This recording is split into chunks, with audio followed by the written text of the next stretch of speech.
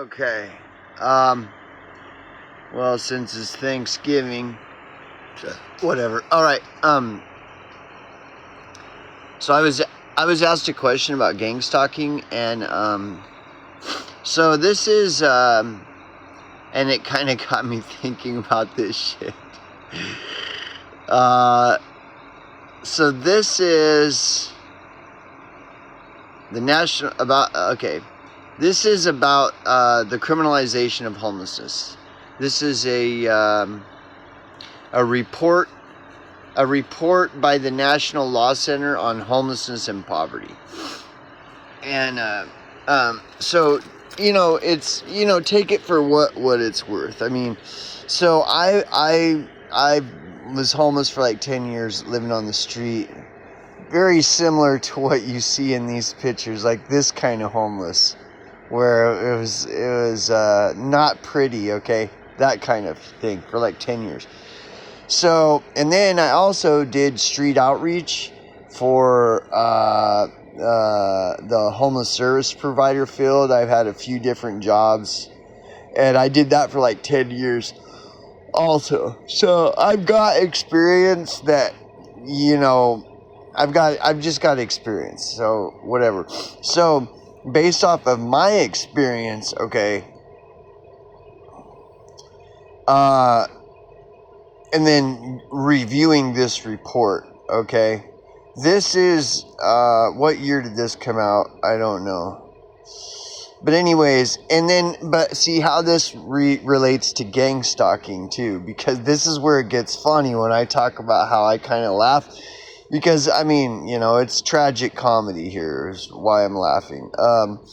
So let's get to, here's the table of contents. Okay, this really blew my mind. The executive summary was like, oh my, like there is no better description of homelessness I've ever come across in my life. So let's read this together. Again, this is based off of my experience, so it's not, take it for what it's worth, and then we're talking about a report put out by the law and justice. We already, what everybody has their different perceptions on the, law and the Department of Justice and all this kind of shit, etc., etc. But anyways, this is the most accurate, based off of my experience of living on the street homeless, like this kind of homeless. Not the kind where I'm got my dog and my banjo and my hipster vest and, and everything is a Tom Sawyer adventure. I'm talking about this kind of homeless. This was what I experienced. This kind of, not fun. No, not whistling Dixie stuff. And for 10 years I lived like this, okay? So based off of my experience, this summary is like the most accurate thing I've ever come across in my life. The most accurate description of the experience of homelessness for me. Okay, it says, imagine a world where it is illegal to sit down. Could you survive if there were no place you were allowed to fall asleep, to store your belongings, or to stand still? For most of us, these scenarios seem unrealistic to the point of being ludicrous. But for homeless people across America, these circumstances are an ordinary part of everyday life. Okay, imagine that statement were true, right? Imagine that this executive summary was an accurate statement of being homeless in the United States of America. Because, see, if a person has never experienced this, then what do they know? Most people assume that because they've never experienced this, that means that they're superior and that these homeless people are inferior. And the reason that they haven't experienced homelessness is because they're superior, and that the reason homeless people are experiencing homelessness is because they are inferior. And so that's why the news and everyone always says that homeless are lazy, mentally ill, drug addicted, criminal, vagrant, degenerate. It's all basically the same thing as like Jim Crow or some crazy shit.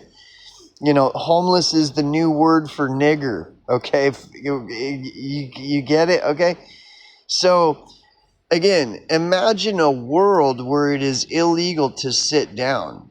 Well, how could you imagine that? I mean, can you imagine living in a situation where it's illegal to sit down?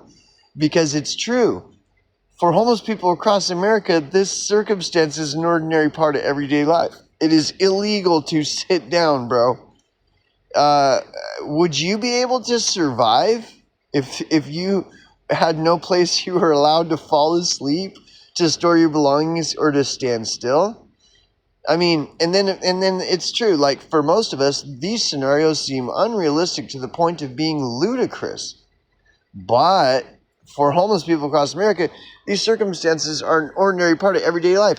Now let's talk about the Hurricane Helene victims for a moment. Remember Hurricane Helene and all the hysteria about the displaced people, Well, this executive summary sums up what is in store for those Hurricane Helene victims. But nobody's talking about that. Nobody's saying, well, these Hurricane Helene victims are going to end up with, no place to legally sit down. They won't be able to, nobody understands the homelessness. Nobody understands this executive summary unless you lived it. Just like Morpheus says in The Matrix, unfortunately, no one can be told what the Matrix is. You have to see it for yourself. So anyways, so it's like, yeah, I mean, it's like just another unbelievable story that I would have to storyboard. You know, I'm trying to storyboard this insane incident with this psycho demon possessed girlfriend of mine, and I'm trying to storyboard it, and you see how much it is. Well, imagine if I were to storyboard my 10 years experience living on the street, experiencing everything that's outlined in this executive summary. I mean, dude, do you know how many I'm talking about 10 years of living in this scenario that most people would find unrealistic to the point of being ludicrous. That means nobody would ever fucking believe me, ever. And I would be storyboarding for hours and hours and hours to try to figure out, how do I tell this story that seems unrealistic to the point of being ludicrous to where people would believe me? Well, that's just it. They won't believe me, you know. And this is reality, dude. Like, this is like reality. We are not operating on the same levels of reality. Like, somebody who is living in this world where it is illegal to sit down, it's illegal to fall asleep, there's no place to store, like people who are living in these scenarios that most people would find unrealistic to the point of being ludicrous. Like, nobody would believe that's happening. Well, it is happening in every major city all across. And so it's like, but nobody believes it.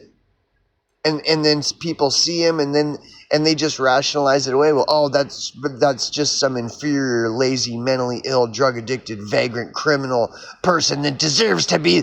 See, that's how because if it were anything else, imagine if it's not that all those people are lazy, mentally ill, drug addicted, they deserve to be there. Blah. What if that's not the case? Like, again, let's look at the displaced Hurricane Helene victims. What if everybody just said that about them? Oh, all those people deserve to be displaced. They're fucking This is how insane the world is. So when people ask me if gangstalking is real, I'm like, yeah.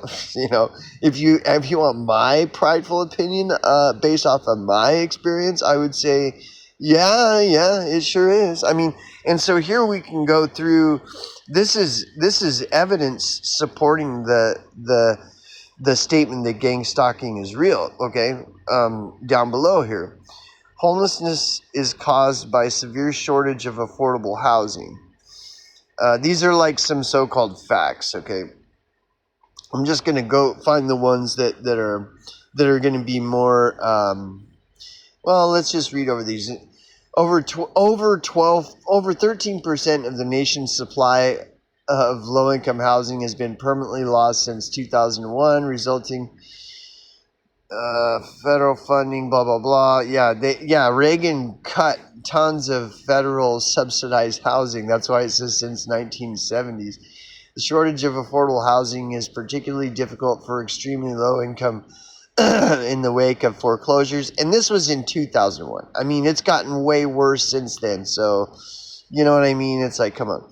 In many American cities, there are fewer emergency shelter beds than homeless people. This is an understatement. This is an understatement. In many American cities, there are fewer emergency shelter beds than homeless people. Like, dude, you do not even realize what an understatement that is. Just again, when I worked in the homeless service provider field in Sacramento, I worked for a homeless youth organization that had a 12-bed shelter for homeless youth. And that served the entire city and county of Sacramento. And not only the city and county of Sacramento, but every surrounding county of Sacramento. 12 beds for Sacramento city and county, including every surrounding county. That is not an exaggeration. So that's what I'm saying. This is an understatement when it says, in many American cities, there are fewer emergency shelter beds than homeless people. You know, it's like talk about, come on, man, get with it. Like, it's crazy, okay? And if you're not if you're homeless and you're not in a shelter, you're breaking the law. Because if you're homeless, no matter where, answer me this question. If you're homeless and you're not in a shelter, where can you sleep that's legal? Because I already know the answer to that question. It's nowhere. If you're homeless, no matter where you lay down to go to sleep, you're breaking the law. And there's at least a 30-day wait to get into any shelter. So a homeless person is breaking the law just by merely existing, because we all have to sleep, don't we? You know. So anyways, I'm not saying this talking about this to try to get people to pity the homeless or anything. And I don't have some agenda to get you to donate to, you know, these homeless organizations are worse than corporations, dude. So I would never tell you to go donate to donate to one of these shelters. Dude, I worked in the homeless service provider field for 10 years. I can tell you everything. Like, oh my God, dude. See, that's what I'm saying. Like you people have no fucking idea. And I can't even look at the facts surrounding homelessness anymore, because it proves that we're fucked. This country is fucked. Everyone is going to get driven into pods and eat bug sandwiches. Like, no, hands down, no doubt. When you look at what's going on with the homelessness, everything starts to become crystal clear as to the trajectory and stuff. So anyways, despite lack of affordable housing and shelter space, many cities have chosen to criminally punish people living on the street for doing what any human being must do to survive. Yeah, that's like totally true. Like another understatement. Like, many people have chose to, dude, no, that's the law. It isn't many people have chosen to, you know, criminalize homeless. No, that is the law. The law is that it's illegal to be homeless. So and then it goes into listing some stuff. And these are all understated. Like, this is all understated. Prevalence of laws that criminalize homeless, okay? Laws prohibiting camping in public, okay? So they call that illegal camping, which is anywhere you sleep. If you're homeless, no matter where you go to sleep, that's illegal camping. The only place, if you're homeless, that you can legally sleep is in a homeless shelter. That's the only place where you can legally fall asleep. Anywhere else you fall asleep, that's illegal camping. Okay. Now, this is another thing. Okay. This is very misleading. It says 34% of cities impose citywide bans on camping in public. Okay. 34% of cities. Well, when you look at a population density map, there are, like, 34% of cities. That's, how they say, about the thing about statistics is, but, like, really, that's every city. That's every city, that's everywhere. 57% of cities prohibit camping in particular public places. Again, when you look at a population density map, there are cities that have massive density, and then there are what they term as cities that don't have hardly any density at all. So, yeah, when you look at it like that, like the high density population cities, those are cities. And that's 100% of all cities. But see, the way they use maps is they'll regard some places as a city that really isn't a city, and it has such a low population density that how could it even be considered a city? Yet it is on a map considered a city. So when they say 34% of cities, that's every densely populated city. Like because homeless have to live in densely populated areas because that's where the resources are. When you look at a population density map, the reason there are low density populations is because there aren't resources there, and homeless need resources more than your average person. So your average person might have enough resources to live in an area that isn't densely populated because they've got a vehicle and they've got a house and they've got ways to where they can get resources without having to live in a densely populated area. But homeless people don't have all that. That's why they're homeless. So they need to be in densely populated areas because that's where the resources are most clustered together, and have the best chance of accessing them. So 34% of cities is 100% of all densely populated cities. So that's every place where you'll find a homeless people.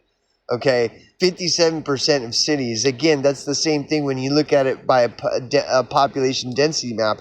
That's 100% of the densely populated cities. And homeless people have to live in densely populated areas because that's where the highest concentration of resources is. They can't go live out fucking in the country out in the middle of nowhere where the nearest neighbor is 2 or 3 miles away. Because they don't have a car and a house and shit. It's like, duh. So you see how these statistics kind of like confuse it. And 34% may seem like, well, that's not very much. But when you look at how, all the densely populated cities in America comprised 34% of all the cities. That's all the fucking cities, dude. So... laws prohibiting sleeping in public. 18% of cities impose citywide bans. Like, this is downplaying it. And also, this was in 2001, but this is downplaying it, dude. It's worse than what they're saying even here. Laws prohibiting begging. 24% of cities. Again, when you're looking at population density maps, that percentage changes because homeless people can't live. They have to live in densely populated areas, and so it changes the meaning of the number 24% when you look at a population density map. And on and on. So all this. So laws prohibiting begging, laws prohibiting loitering, loafing, vagrancy, laws prohibiting sitting or lying down. 53%. Okay. Laws prohibiting sleeping in vehicles, laws prohibiting food sharing, So this is basically telling you that how homelessness is criminalized. And so let me give you an example. So I just had these motherfuckers. Look, this is super common. What I'm about to show you is super common, okay? So I will engage people on the subject of the criminalization of homelessness. Why? Well, for example, this is Think Like a Cop, where he's always talking about cops and how corrupt cops are, but he never talks about the criminalization of homelessness. How weird. So I will engage these guys and just be like, dude, come on, bro. You're a gatekeeper. You never talk about the criminalization of homeless, but then you want to complain about how our constitutional rights, and all this shit. And so I just let him have it, And then here comes this guy, right? Watch what this guy has to say. I was a U.S. displaced homeless person for a long time. My experience was that homeless people are homeless by choice. Everyone I knew flew cardboard signs and made $15 to $100 an hour. Homeless people have the right to free speech on public land all across the country. What the fuck are you talking about when you say the government is infringing on homeless Americans? The government pays for food stamps that work in every state and a cell phone and medicine. If they make as much as they make, they can afford a hotel every night. Fuck your government. Like, this guy's a total retard. This is total retardation here. This is the most brain dead. See, this is how you discern who's a sheeple from who isn't. Again, you can measure a society by how it treats its poor. You can measure the authenticity of a person by what their thoughts are on the poor. This guy thinks that homeless people make $15 to $100 an hour begging.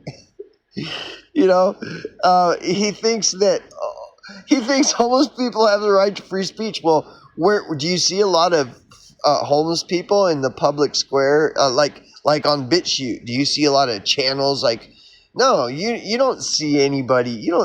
Dude. It's all this whole statement right here is fucking total fucking diarrhea.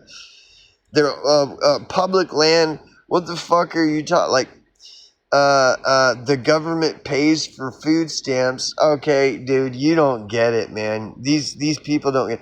For example, a cell phone. So, did you see? Most people don't have to go get those free cell phones, so they don't even know what they're talking about. You have to have a fucking address to get one of those cell phones, you dumb fucking retard.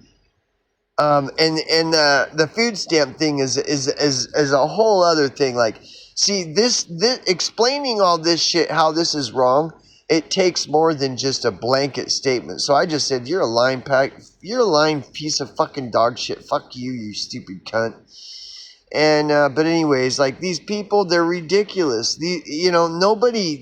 This guy's never been homeless. He's a fucking lying piece of fucking dog shit. And I hate these liars, man. But anyways, so let me put the camera on. All right, yeah. So, this is the reality. So, like, when we're talking about gangstalking, oh my god, bro, like, are you kidding me? Yeah. When you look at the homeless thing from a practical, pragmatic standpoint, yes, the homeless are being gangstalked. And I have always argued, because I've been doing this shit for like 17 years, man. I've been sounding the alarm for like 17 years on this. That if people allow the homeless to get treated like this by the law, that's police state. We're talking police state, martial law employed on homeless people. And if we allow this to happen, they're going to start employing police state and martial law on us. And then what happened? I've been saying this for 17 years. What happened in 2019? Anybody remember lockdowns and all that?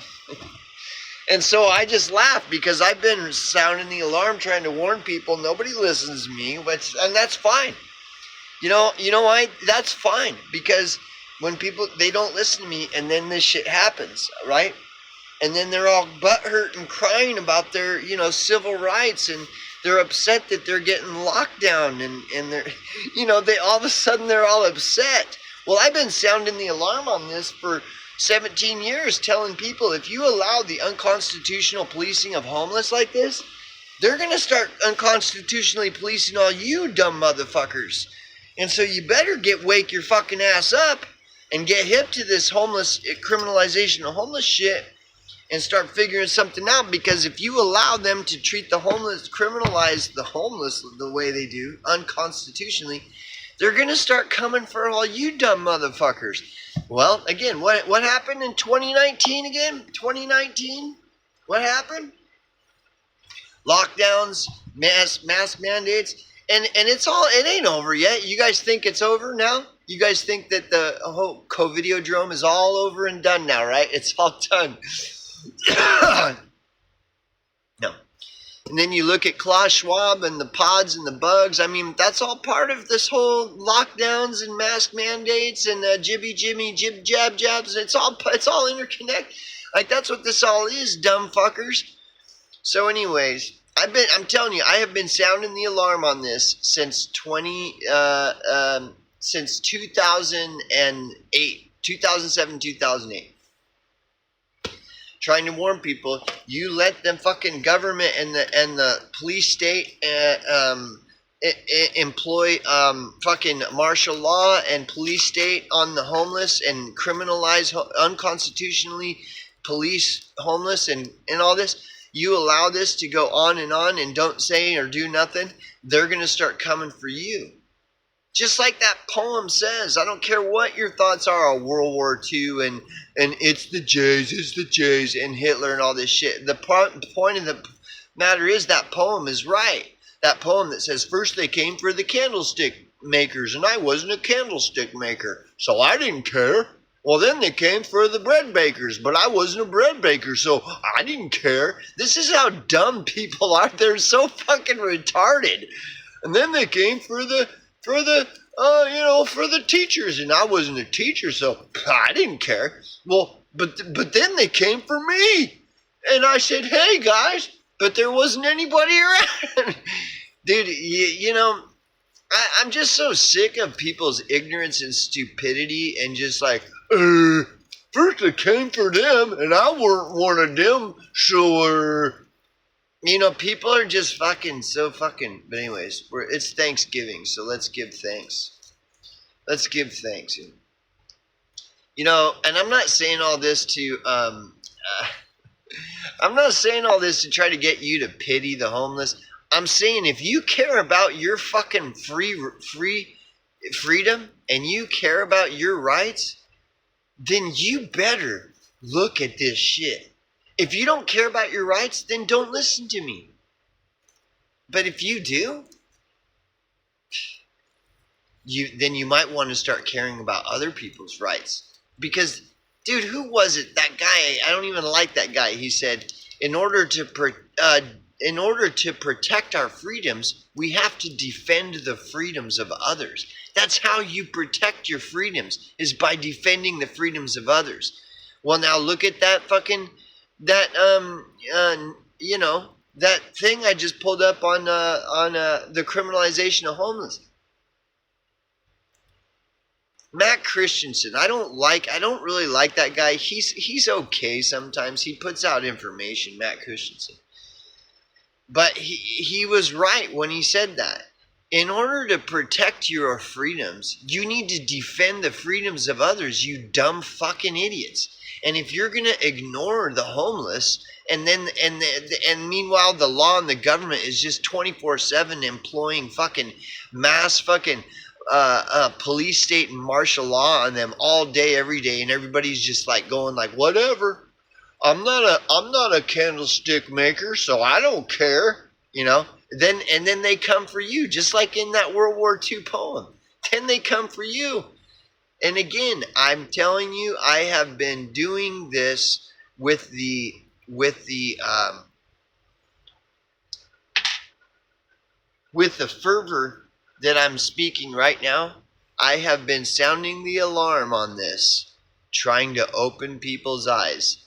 That you better open your fucking eyes and wake your fucking ass up, or you are gonna be the next homeless motherfucker. You're gonna be homeless. That's what they want for you. And then sure enough, what happens? Oh, Klaus Schwab and the World Economic Forum, they're saying they want us to own nothing and be happy. Ah! It's like, yeah, dude, I've been trying to tell you for 17 years this shit's coming. And I won't stop. I'll keep talking about this because I don't have any impulse control. How about that's why, okay? So I'll keep talking about it. But nobody else is going to. Nobody else is going to, Think Like a Cop, Rick, he's not going to talk about it. High Impact Flicks, he's not going to talk about any of this. Nobody is. Only me. Anyways, so somebody asked me about gang stalking last night, and then I got that comment too earlier this morning. I woke up and somebody was fucking, commenting about homelessness. Some ignorant fucking cunt that doesn't know jack shit about anything. My constitution, my constitutional rights. Fucking retards, man. So anyway, my poor neighbors, it's like fucking, my walls are paper thin. I have fucking neighbors like 2 feet from my trailer. And so anyway, yeah, no, man. I mean, but yeah, so, but like when you think about gang stalking and stuff, and well, like just look at that, that report. That report, the information for that report was gathered over like 10 years also, or a lot of years. It was like a years long study to gather all that information on the criminalization of homelessness. Now, like I was trying to point out, a lot of that stuff, it's worse than it appears on that study. Because when they talk about, the percentage of cities, well, percentage of cities doesn't really mean a lot when you look at a population density map. Because when you look at a population density map, there's all kinds of cities that hardly have any population at all. And then you've got the other cities where it's massive, extremely dense population. Well, homeless need to live in densely populated areas. They can't just live out in the country where the nearest neighbor is like 3 miles away. I mean, that's pretty self-explanatory if you think about it. Like, why wouldn't a homeless person live out in the middle of the country where the nearest neighbor is 3 miles away? Well, instead of asking people like me, just think about it. Put yourself in a homeless person's shoes. If you were homeless, would you want to live out in the middle of fucking nowhere? No, you would need to live in a densely populated area. And so in this report, when they're talking about, percentage of cities, yeah, I mean, because if it says like 30% of all cities, and you think, well, 30%, that ain't that much. But when you look at a population density map, it's like the only densely populated cities that's like 30% of all cities in the U.S. are the densely populated ones. All the rest of the 70% are just like blah, hardly any population density at all. So you have to take all these things into consideration, which I don't, it's complex. It's all very complex. But based off of that kind of stuff, it's worse than what that report shows. And what that report shows is pretty bad, dude. And that was in 2001. We're in 2024. I don't know if you've noticed, but things have all gotten worse and worse. Homelessness has skyrocketed since 2001. Anyways, so this is crazy shit. It's fucking insane. Gang stalking, homelessness, displacement. Yeah, bro. Yes.